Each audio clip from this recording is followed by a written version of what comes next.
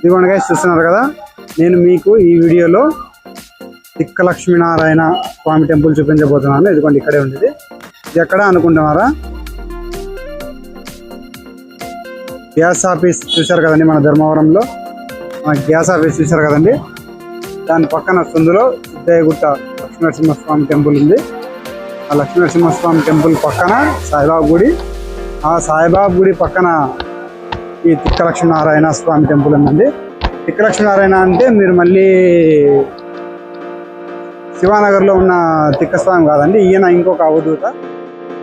చూస్తున్నారు కదండి, ఇక్కడ చాలా గ్రాండ్గా భజన కార్యక్రమాలు ఇవన్నీ కూడా టోటల్ అన్నీ పెట్టించారు. ఈరోజు స్వామివారి ఆరాధన అన్నమాట. ఇక్కడ స్వామివారి ఆరాధనలో భాగంగా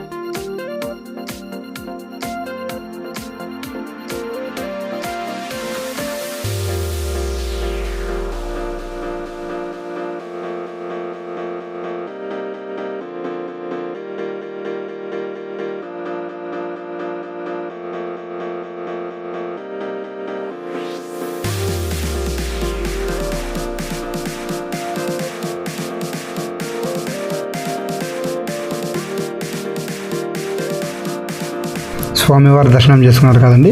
ఇంతేకాకుండా అక్కడకు వచ్చిన స్వామివారి మాటల్లో కూడా ఈ తిక్కనారాయణ స్వామి గురించి, ఇంతేకాకుండా అక్కడ జరిగే పూజా కార్యక్రమాల గురించి కూడా కాస్త వివరిస్తారు. ఒకసారి వినేయండి. జై శ్రీరామ్. జై తిక్క లక్ష్మీనారాయణ స్వామి. ఓం శ్రీ గురుభ్యో నమః. శ్రీ అవధూత తిక్కనారాయణ స్వామి సద్గురుభ్యో నమః. ఈరోజు శ్రీ అవధూత తిక్కనారాయణ స్వామి వారి యొక్క ఆరాధన సందర్భంగా ఈరోజు నుంచి స్వాముల వారికి ఉదయం ప్రత్యేకమైనటువంటి అభిషేకములతో పాటు 12 భజన బృందాలతో ఈరోజు ఉదయం 6 గంటల నుంచి రేపు ఉదయం 6 గంటల వరకు కూడా 24 గంటల సేపు అఖండ భజన కార్యక్రమాన్ని ఏర్పాటు చేసుకోవడం జరిగింది.